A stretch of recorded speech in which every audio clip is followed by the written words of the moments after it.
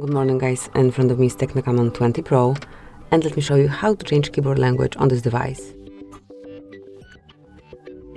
So at first open Messages, then click on plus icon, and here you've got your current keyboard language.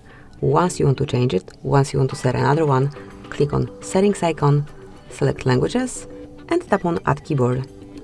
Select the language that you want to apply. You can either scroll all the way down to find the language that you want to use, or you can use search button and then provide the details here. So just look for the language that you want to apply, click on Done then, and now you can either stay with both languages or you can leave one language only, and this is what I would like to do.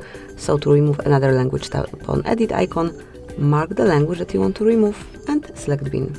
Now let's go back, and as you can see, the change is already applied. So that's it, that will be all. Thank you for watching. Please subscribe our channel and leave the thumbs up.